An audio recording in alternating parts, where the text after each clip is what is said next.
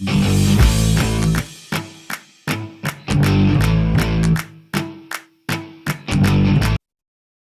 to the service clinic at Low Country Harley-Davidson. I'm Doc Harley.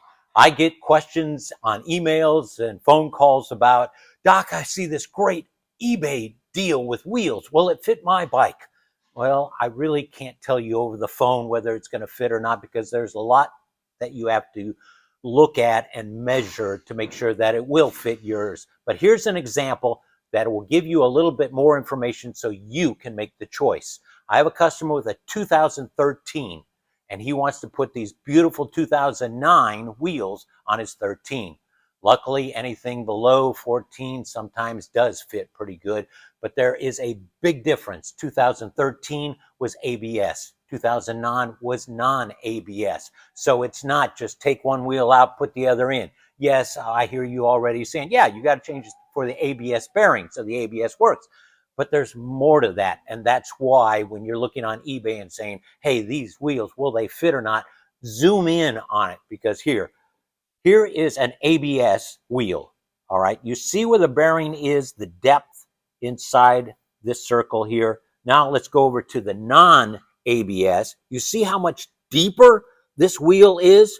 That has everything to do with how this fits on the bike, such as, of course, ABS is on your left side. You have a spacer on the right side. You're going to have that used to keep the wheel in the middle. If the bearing was this much deeper, everything would be off. Same thing with going ABS to non-ABS. This customer has nice wheel spacers, but they are labeled left and right. And if you looked at it through the camera, you'd say they're the same, but they are not. But one side is slightly taller than the other, and that keeps the wheels in alignment. So you have to have a complete package when you're going back and forth. Here's an ABS bearing, and here's a non-ABS bearing.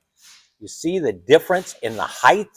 That's what gives the difference. And you will notice on the ABS, you have the orange and the olive gray type. The olive gray part goes up. Yes, on the earlier ones, it was kind of more green, but the olive side goes towards the ABS, so the magnets will pick up on the bearings on it. So I want you to have this piece of information. It's not a lot, and there are a lot more things you have to think about when you're changing, especially if you're going from a 16 to a 19 or something like that. You have to keep all this in mind. But I want you to know that if you order wheels and they came on an ABS and you have a non-ABS, or the opposite way, you're going to have to change bearings, okay? And don't do the cheap route and just change the one ABS bearing and back.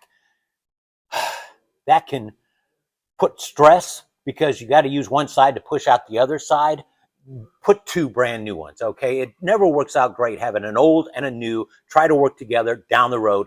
The old is going to give up a lot sooner than the new. You might as well start with two new bearings. And yes, on the ABS, it's an ABS bearing on one side and a non-ABS on the other side. So yeah, but if he was doing both wheels, which I'm going to do, you have to switch it out. So you have an ABS bearing on the front and the back, so the units will work, and a non-ABS on the opposite side. And give you a little tech tip, the ABS wheel, you start with the ABS wheel when you put the bearings in, because this sets where the other bearing ends up with the spacer in between. So use your manual, because earlier models, it had to be a left side you had to start with, and some others on a different side. But I wanted you to have this information while I'm doing this job, that there are differences in the bearings and the depths and the spacers on either side of the wheel. So when you make your purchase on some fantastic deal on eBay or on Marketplace or something like that, know you're gonna have to make sure that you have the right spacers on the non, and you have to have them on the correct side. They may look the same, but they are slightly different in thicknesses. And on the ABS side, of course, you have to have the correct bearings in place. I'm Doc Harley. We'll see you next time.